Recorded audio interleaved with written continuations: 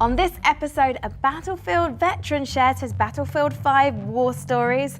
We've got an esports presenter with a Lottie to say for herself, and a Rocket League expert who'll be sharing his tips and taking on them big balls in our game-breaking challenge. And we just so happen to have an Omen gaming desktop PC to give away for one lucky viewer. Stay tuned, watch, and you'll find out how. But for now, cue titles.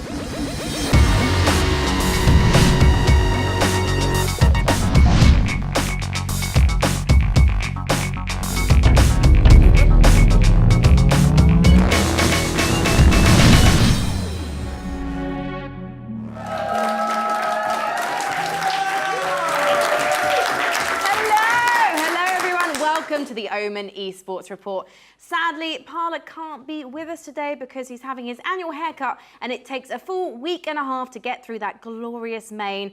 So instead, I've got my friend Excoundel joining me next to the sofa. Yeah, they found me on the street actually. It was very cheap. I was camping outside, really wanted to be here, so they took me eventually. It took me a few weeks to get here, but I made it. Omen, very charitable organisation. Coming up on the show, we've got esports wonderkind Lottie Van Praag talking to us about the latest news headlines. And if you're interested in Rocket League, you want to boost your game, we have a very special guest from Team Vitality. Gregan, the coach of their Rocket League team, will be here too.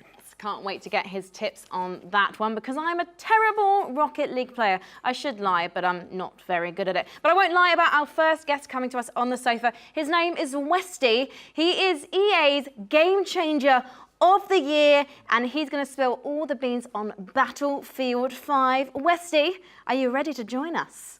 I think so. Come on over. Come on over. Hey guys, how's it going?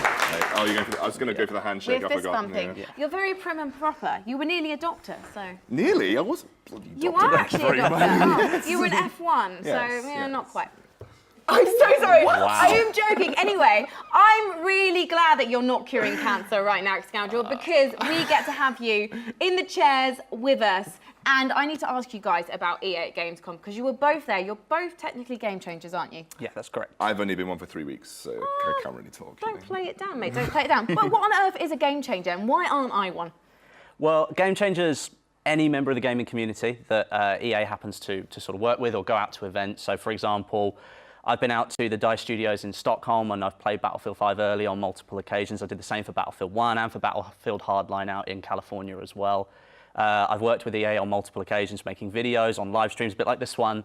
So, and really just trying to help them make the game better. Not technically changing the game all the time, but taking community feedback and giving that to the developers. So. I heard you're a very special game changer, though. I heard there might be a special award that you received. Yeah. You're actually the EA Game Changer of the Year. That's correct, yeah. I won overall Game Changer of the Year for 2018. You're really playing that down. Oh, I won Yeah, this one, just so guys. happened to get one of the biggest awards for the EA Partner Content Creator Scheme. Yeah, it was a pretty cool moment, but like I was in a room with about 120 other people that had all been nominated for the same award and for lots of different awards across all their franchises.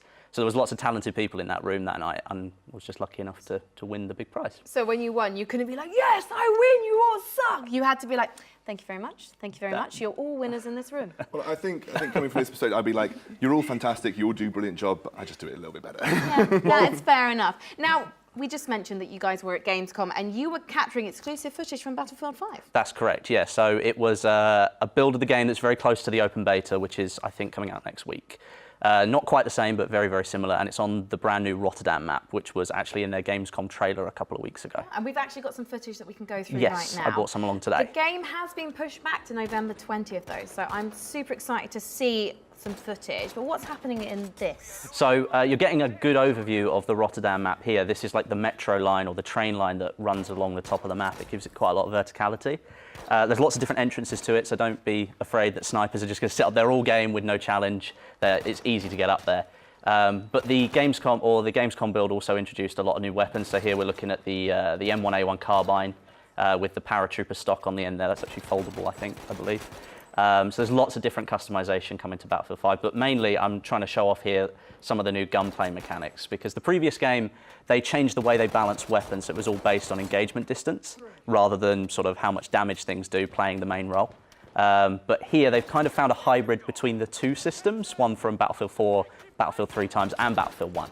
to try and make weapons sort of work really well in their engagement ranges, but not extend too far, but still make the gunplay feel really satisfying as well. That's something that I wanted to bring up as well, because something we've been having a chat before. I'm looking at this footage now, and it feels more fluid to something like Battlefield 1, which felt a bit clunky, in my opinion. That Battlefield 1 had too much realism, and whilst a lot of hardcore Battlefield players, I'm sure, will be saying, I love the realism, I love being as true to life as I possibly could be, 90% of your player base wants to be able to point and shoot and be able to aim down sights and find a target in most situations. And right? gentlemen, if you just said the Battlefield 1 was realistic, I'm sorry, but I've seen some epic dives from planes, like people basically punching planes out of the sky. All right.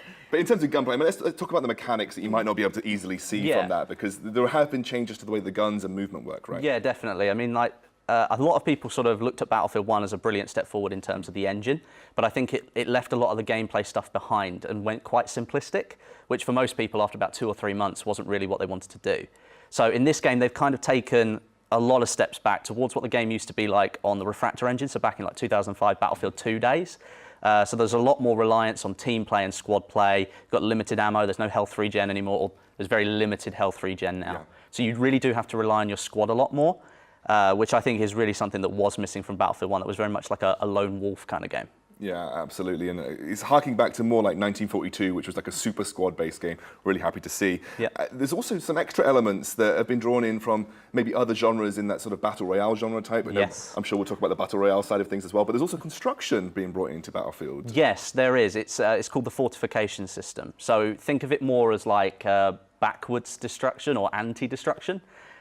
So for a long time now, Battlefield has had elements of the game where you can just pull out an RPG and you can blow off the face of the house that's in front of you. And there wasn't really much you could do after that. Like the rubble would come to the ground and that was the moment over. Well, now, as you can see on the screen here, you can build sandbag walls, you can build barbed wire structures, you can build bridges, which is really cool. And you can put back things that have been destroyed, but obviously you're not just rebuilding the house brick by brick. You're sort of doing it makeshift kind of way.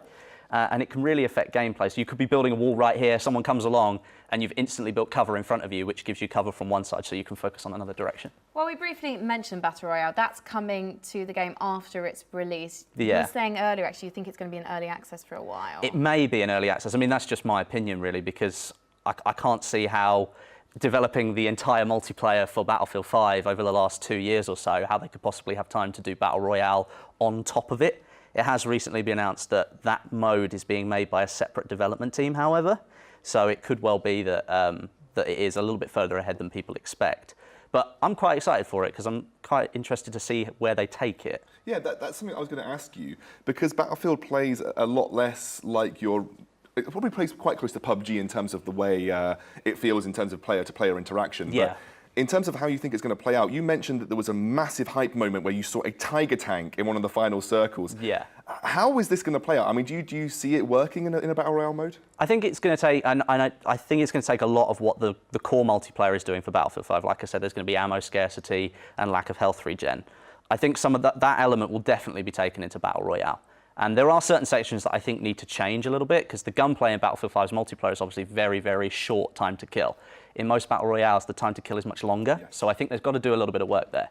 But when it comes to like armoured vehicles and stuff like that, I think that's where the ammo scarcity will come into play, because you could hop into a tank and it's got no tank shells in it. So it's like, well, I've got to go and find tank shells before I can actually use the main cannon on my tank. So it could look really impressive, but you can't really do anything with the tank.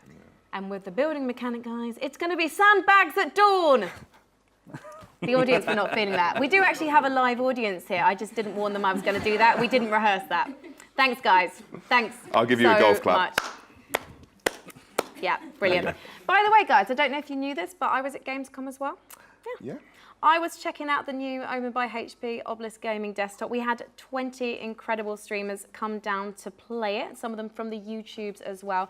And they took on the 3rd ever Omen Challenge, and this year it was all about PUBG.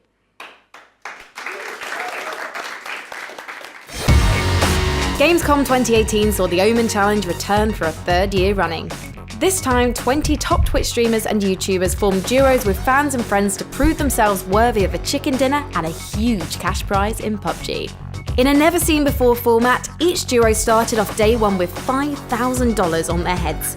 Wiping a rival team would reward a duo with 25% of their prize pool. Competing on Erangel, cash-earning top drafters such as Team Mazzarini and Team Wizite saw their banks stolen from them by France's Omen, the UK's Suntouch, and Germany's King Whitey Dude. Day 2's rounds on Miramar upped the ante with 50% of rivals' prize pools available to steal and saw some of the most exciting competitive gameplay ever on the desert map. Team captains were made to wear a yellow jumpsuit in games following a win, with extra money going to anyone who claimed the bounty on their heads. Mickey TV had a great early start with the first win of the day, while German streamer Moondie7 thrived under the pressure of the yellow jumpsuit, chaining 2 wins. On day 3, we headed to Sandhock for the most brutal gameplay yet, as teams fought to take 75% of each other's prize pools. French streamer Damien7 and his partner Shiv started the day with just $3,000, but achieved victory in Game 7 to climb to $83,000, only to lose $66,000 of it in the penultimate round to Wizite and Microstar. There was all to play for in the final round, culminating in a 4-way team fight at Sandhock's Camp Charlie. When the dust had settled, only Damien7 was left standing, earning a check for over $83,000. The French Twitch streamer was still shaking with adrenaline when I presented him the Voodoo logo trophy. Although, to be fair, I would too if I won that much cash.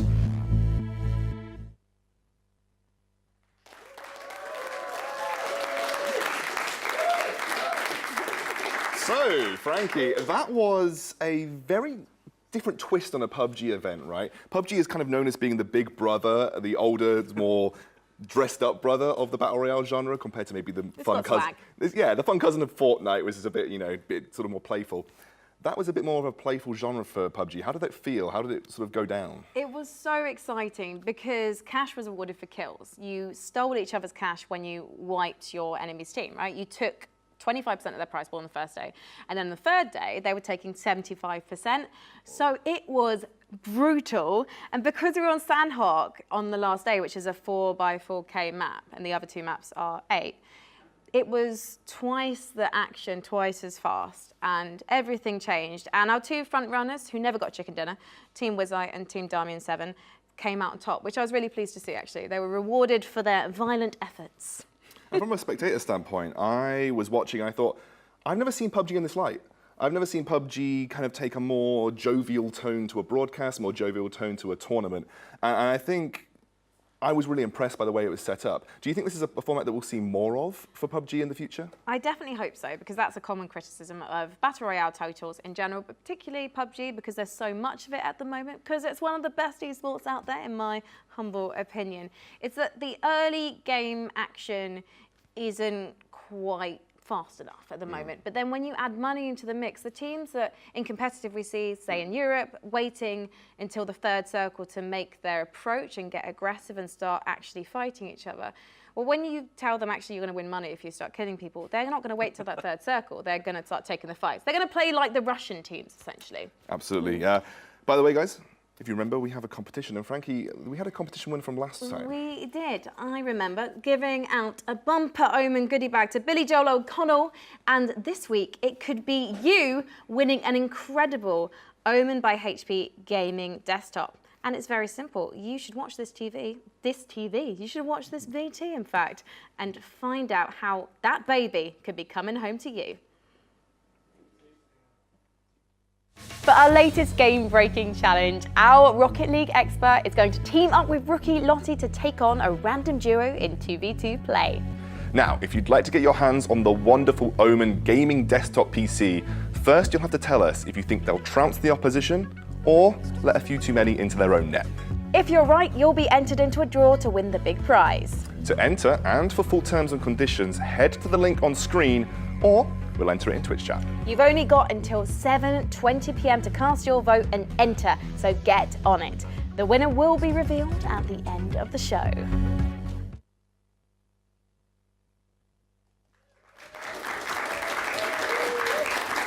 So there you go. Hop to it, guys, pronto, because I wouldn't want to miss out on that incredible prize.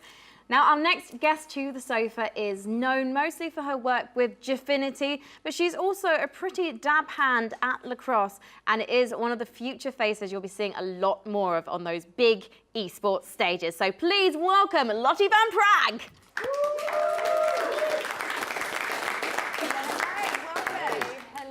Yeah, we're fist bumping tonight. We're fist bumping tonight, Welcome to the crew. Lottie, have a seat. Thank How are you. you doing? Because I know that you're currently preparing for a massive Halo event in London, aren't you? So, yeah, it's so exciting. I cannot wait for it.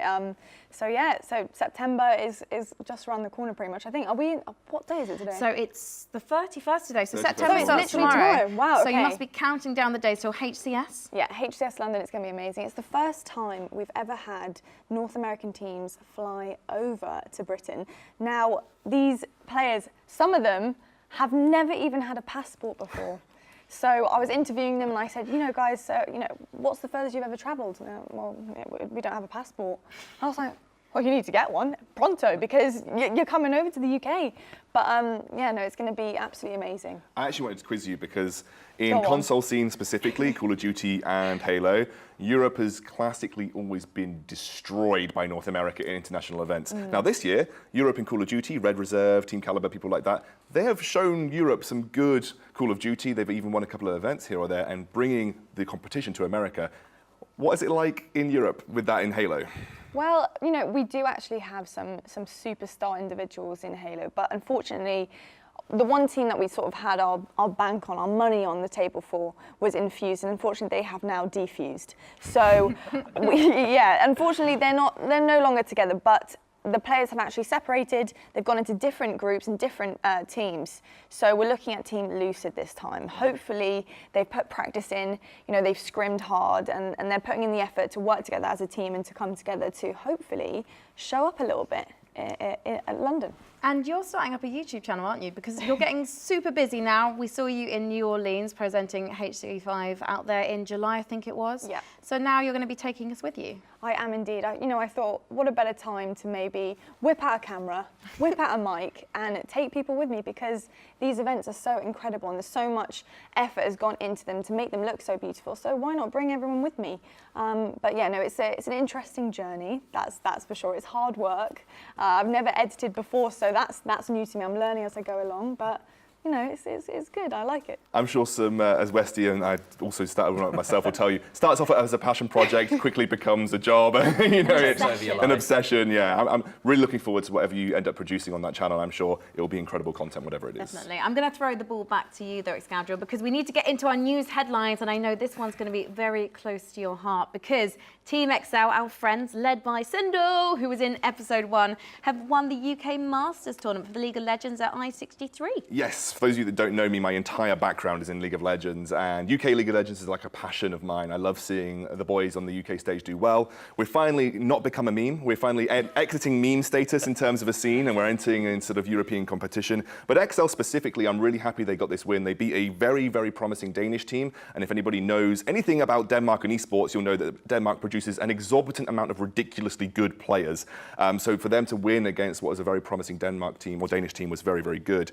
They came off the back of the other UK tournament going on right now called the Forge of Champions, run by Riot and LVP. They missed out on a European Masters spot by about 10 points or so in the standings, which was heartbreaking for them because they were the top of the leaderboard for the entire thing until the very end.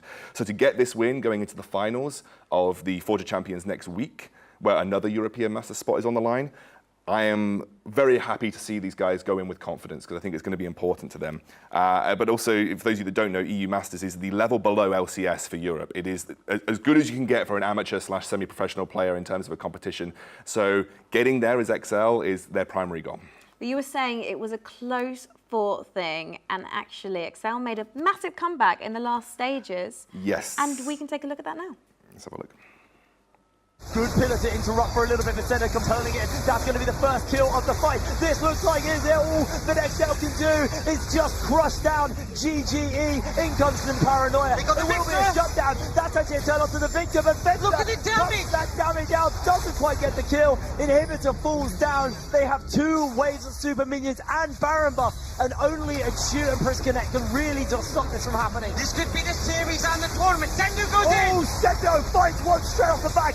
Boy goes golden, but that will not do much for him. He's going to flash out and stay alive. Ascendo jumps straight over the hookshot. Priskinen with a 2-man shuffle. Can't be enough. Ladies and gentlemen, raise your spreadsheets. XL are your Insomnia 63 League of Legends champion. Must be very very satisfying as a British caster to see a UK team take it. Yeah, but also I want to give a shout out to my boys, Hip Rain and Orcs, who were casting that. They were incredible and made it really exciting. And I'm just loving seeing those guys grow well. They will also be at the Forge of Champions final, so if you're interested in checking out some upcoming UK casters, they'll be there as well. But yeah, massive congratulations to Excel, really proud of them. We will keep our fingers crossed for your team, Excel. Now, headline number 2, data firm Newzoo has said that esports will make gaming bigger than traditional sports by 2021. They're predicting a $1.7 billion esports market by 2021, and they previously correctly predicted that esports revenues would surpass those of the WWE. Lottie, what are your opinions on this subject? You know, looking at the WWE, it's such a huge industry in its own right. It's established itself and it's grown organically, which is amazing. Similar to esports. Looking at the first quarter so far of 2018, they made $187 million.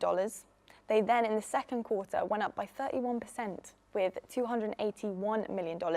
But you know, you can do the maths all you want. If you want to get to the nitty-gritty of it, it is there. But for esports to be up there in that category, to be against WWE, to even be considered in that same ballpark, that's amazing. You know, that is incredible. That's an achievement in itself. Shall I read some other interesting predictions? And these are from interesting Newzoo? predictions, yeah. These are ones I'd like to get opinions on as well. Yeah. Esports will not become part of the Olympics, but the Olympic Committee will get involved with esports. I'll have my say on that in a moment. I'm sure we all The will. term esports will disappear. Like other sports, it will just be referred to by the name of the games. The world's 10 most popular brands will sponsor esports, and a mobile esports athlete, I'm quoting, will win over $1 million in a single event. Now, can I jump in on the Olympics thing here? Yes. Because we did see in Seoul's Winter Olympics from earlier this year, I believe it was, in Pyeongchang, they actually had a StarCraft 2 event the week before, and I think they had a League of Legends team actually walk in the torch parade. So in other words, I do actually think that Olympics and esports are already intertwined. Absolutely, and we had the Asian Games just recently, and that also included mobile gaming in the form of Honor of Kings / Arena of Valor. Also had League of Legends and Clash Royale. Plenty of games already involved in the Olympic bubble already. We are going to show a clip just to show the scale of how big things have got for esports, to maybe back up some of Newzoo's claims.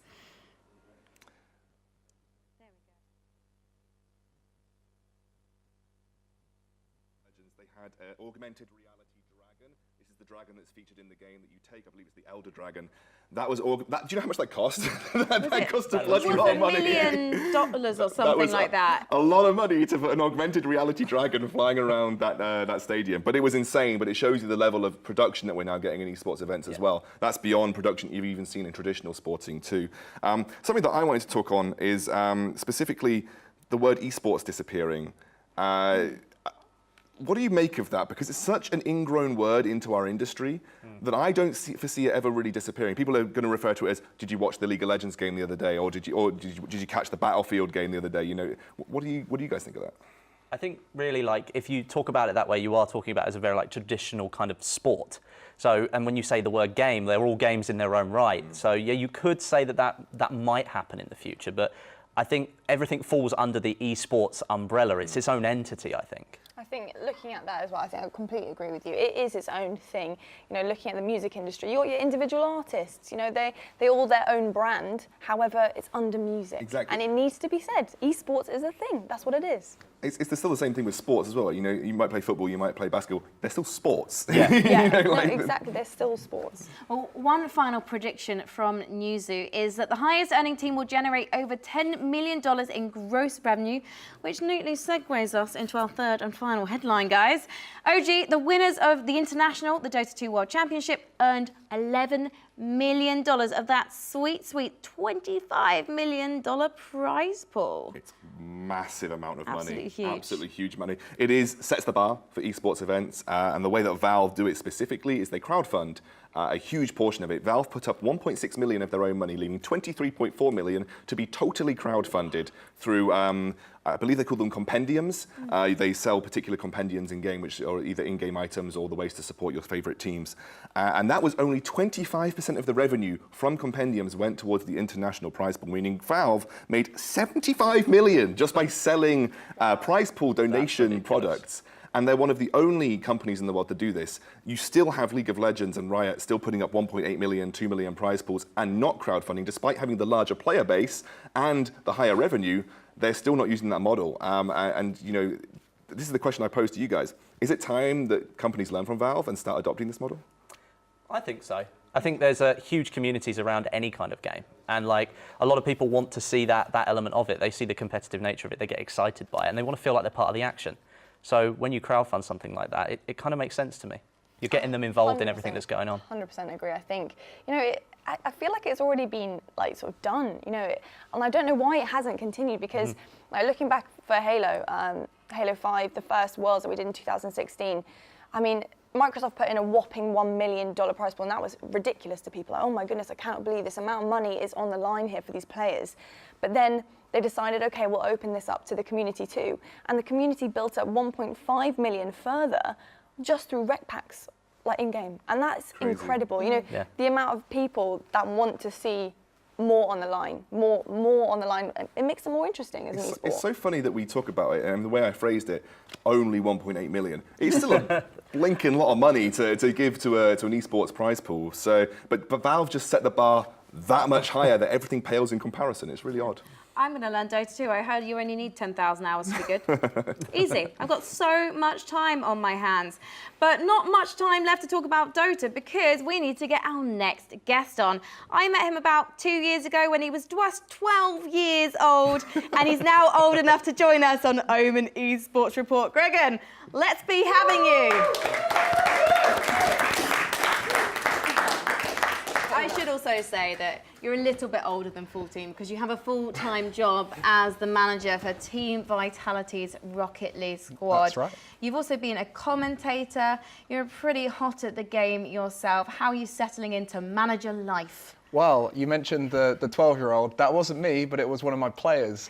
So, It was a joke. No, but was a joke. but me and Scrub were basically the same person. I get people telling me you must be playing as Scrub because I've learnt so much from my players, which is why when people say, oh, managers, coaches, oh, they all get good at the game, most of the time it's because you just get so involved in the community. Same with commentators, right? Once you start commentating a game, you just love the game so much, you just keep playing it. Yeah, I should clarify. Yeah, I met you at the same time I met Scrub. I think Scrub was just about to turn 14, and at the time he was widely regarded as the best 1v1s player in the world. And now he's about to come of age. Yes, he's just turned 15, so that means he can play in the RLCS, which means every team was like, we want that kid because he is going to be the next superstar.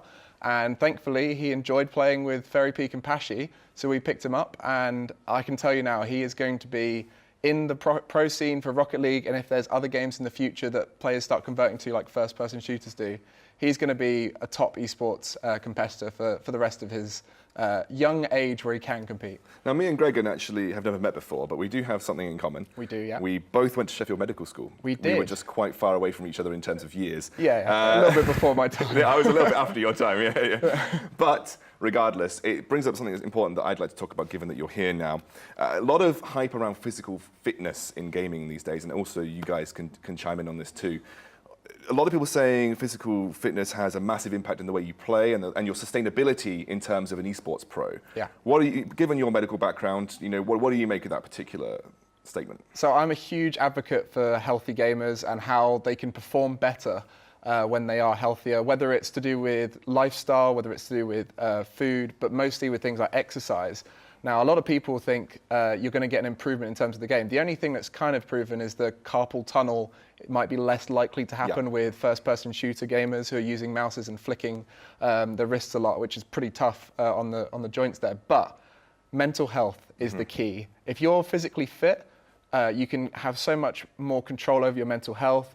You get better sleep schedule. You get much more control over your tilting in game. Communication, everything is just better with physical fitness. And we were speaking earlier on, with medicine, it's one of the key treatment plans for someone with mental health. So why not do it as a preventative measure as an athlete? Earlier on we were saying about athlete. Esports competitor, I prefer that term. Now, you mentioned Fairy Peak and obviously Pashi earlier, who would make up the squad with Scrub. They are actually RLCS veterans. So talk to me about what the team is going to do as a unit and the unique roles that those guys play. So at the moment in Rocket League Esports, we've got Dignitas, who are the best team in the world, and they have been for a year.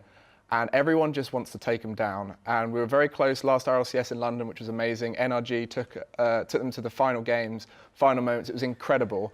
But every team is trying to be a Dignitas killer. So we got Scrub Killer in, and we think this could make a Dignitas killing team. Because the ultimate goal is to be the world champion in any game, if you can. And of course, Fairy Peak and Pashi, they've got experience of playing against Dignitas. They have, yes. And Fairy Peak used to be teammates with K-Dop, who's on Dignitas. So there's definite, and Pashi used to be teammates with Violent Panda. So there's rivalries everywhere in Rocket League Esports. But they've learned so much from this year with Renault Sport Team Vitality, and hopefully that will apply this season. We've got some tips, I believe, from you, Gregan, because you do coach your team, you manage. So I'm really desperate to hear how you can make us better players, because we need it. My word, we need it. I heard you're all right at the game, actually. Yeah, I mean, you spend enough time in a game, you eventually get pretty good at it. But there's some things that I wish I'd been told when I first got started. And I mean, the first thing I always tell people is make sure your settings are right. Now, I know you guys will have played games yourself where you start playing and you feel a little bit like a noob, just like this, and everything seems kind of shaky. I like from side to side, just to say this is what noobs do, by the way. But then suddenly, you change the camera settings and you get a nice wide angle. There's a preset called wide angle, and I just tweak a few things from there. And you can see so much more of the pitch. You feel like you're moving faster. Everything feels a lot more in control. And then once you've got your camera settings sorted and what you see is better, you then want to look at your controls, because unfortunately the way Rocket League is default set up is not the most optimum way, and there's plenty of things you can do to improve it. The one thing I just did there, which I'd recommend to everyone, switch power slide and air roll up to a different button, because it's really hard to press multiple buttons with your right thumb, and that will really help later on once you start getting faster and do multiple inputs. All right, so my settings are good. Yes. Where am I going from here? Well, you know, once you've got settings sorted, you're still not going to be very good because you've got to put lots of practice in. Well, I thought that was my one tip to become a pro. That's the key to starting, to make sure you've got everything sorted later on. It's like getting your gear set up for a sport. But as you can see here, moving around the pitch fast can make things a lot easier, because you can hit the ball harder just like that. You can recover quicker when you mess up. And the way you do that is dodging. So dodging is when you jump and then jump again with a direction, and it gives you a mini speed boost. And the other thing you can do is power slide as you land, as I did just there. And power sliding essentially takes a bit of the friction out of your car, so that when you're landing, you can maintain that momentum and can move around quicker. Again, a power slide can turn around quickly. Is this you playing, by the way? This was me just hitting a ball around in the free play. Because casually like. it already looks ridiculously impressive. Whenever I play Rocket League, I just flop like a fish.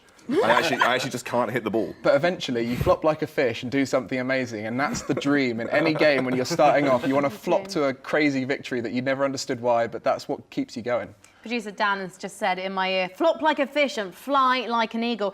I think you're going to tell us about flying next. Yes, so it may be a car game, but as you well know, Frankie, it's more like a plane game. You can fly around. At the top level, you won't see many players sticking around on the ground for long, because flying is probably the highest skill part of this game. So just there you saw, you jump up off the ground and lean back and boost. The boost is strong enough to send your car up, so you can start flying, but there's optimum ways to do it. So as you saw there, I didn't get very much propulsion up to the sky. So what you can do is a thing called a quick up aerial, where you double jump as you're flying up and you can get to the ceiling in no time. And here's just a little bit of a show-off one for you all, where once you're up, you can also continue controlling yourself in the air and be able to follow that ball up and send it home.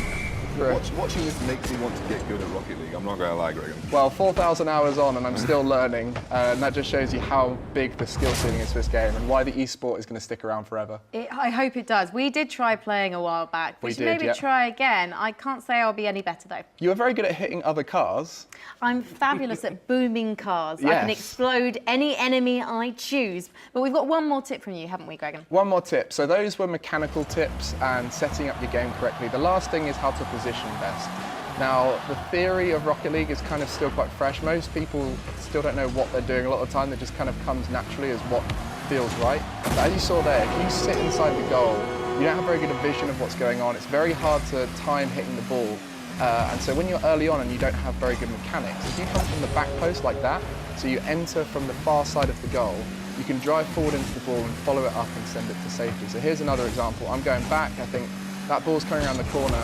you can send it away a lot easier to safety, and you can also see a lot more because your vision covers everywhere where everyone is. I have been playing goal in Rocket League wrong my entire life. Yeah. Yeah, me too.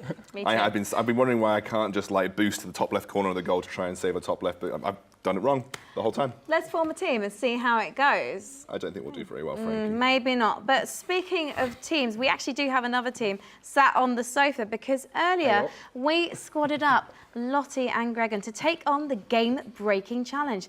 But did they win when we threw them into a random 2v2 game? Let's find out.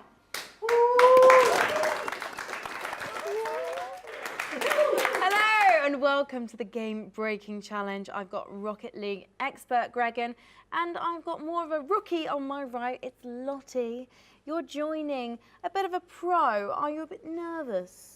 Do you know what? I'm not nervous, and there's only one reason for that, because I have faith in Gregan. Like, I understand you're going to carry me today, but I will do my best. I will do my best for you, Gregan. So no, I'm not too nervous. I know I'm in good hands. Gregan, you're going to be playing on a keyboard and mouse. That's not the game-breaking element, but it is unusual when it comes to Rocket League. Yeah, there's only a few pros who do it, but it's viable. I used it for the first 100 hours or so when I played.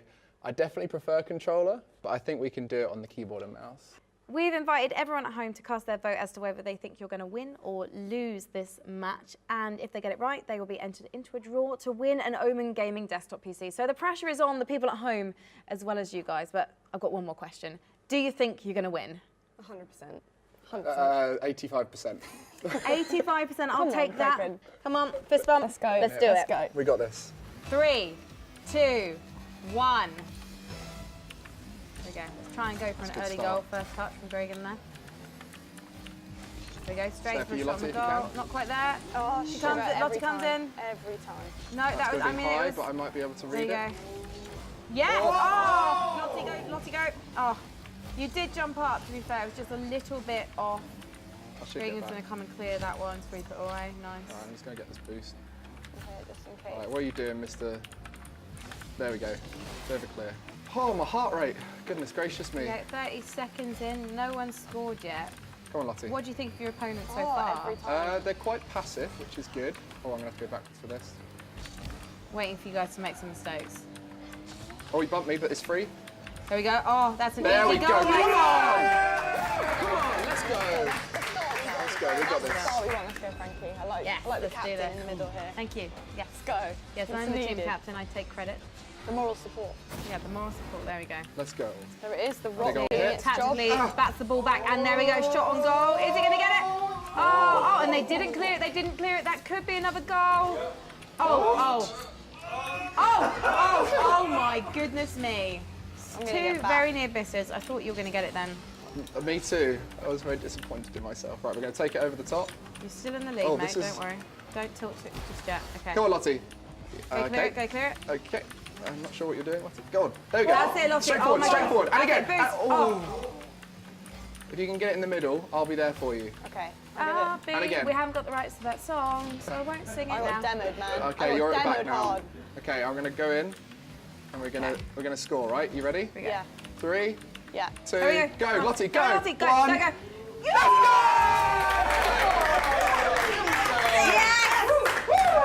Yes! That's my team. What's our team name? LVP MVP. LVP MVP, yes. Look at that. Let's go. Let's my fans. go. Love you.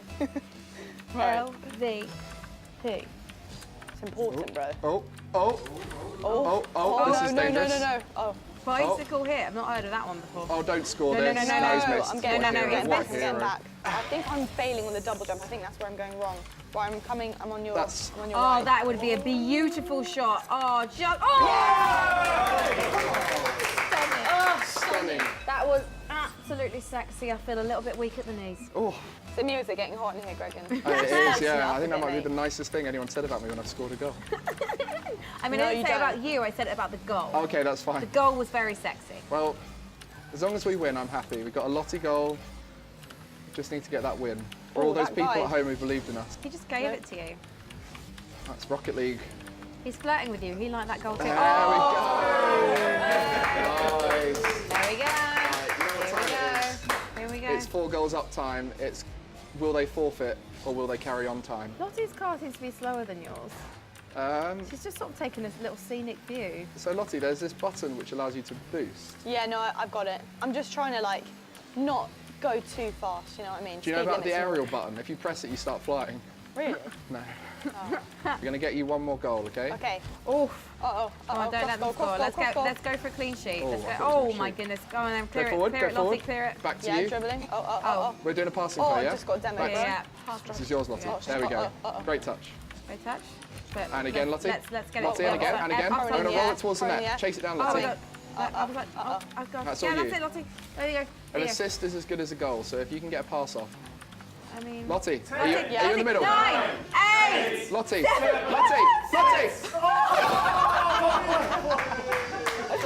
Hey guys, I was blowing it past. It's fine. Yeah, I was mean, just you escorted it pushing in. it with my hands. Just. You didn't want to steal my Yeah. goal. I respect that. Come on. So 5, 4, 3, 2, 1. Lottie, come on! Congratulations, Team LVP MVP. You smashed it 5-0 against those random guys on the internet. You should be very proud of yourselves. And if you correctly predicted that these guys would win, then you've been entered into a draw to win an Omen Gaming desktop PC. So stay tuned because we'll be revealing the winner at the end of the show.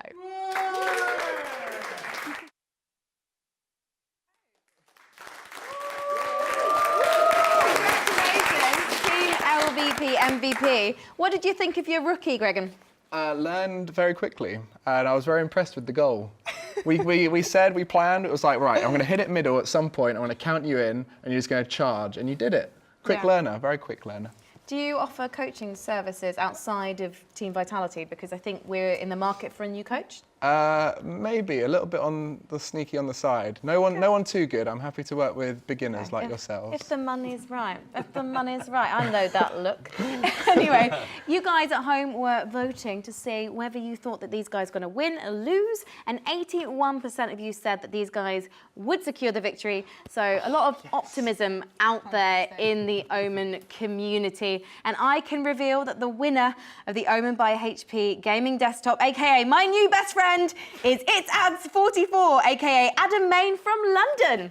So congratulations. That's a beautiful gaming desktop PC as well. Oh, it's so fit. And also, I'm sure Adam is going to be buying Rocket League. It doesn't come installed, but you know, it's 15 quid, mate. I think you can afford it. You've saved yourself quite a lot of money there. Yeah. Absolutely. By the way, we have more shows coming your way.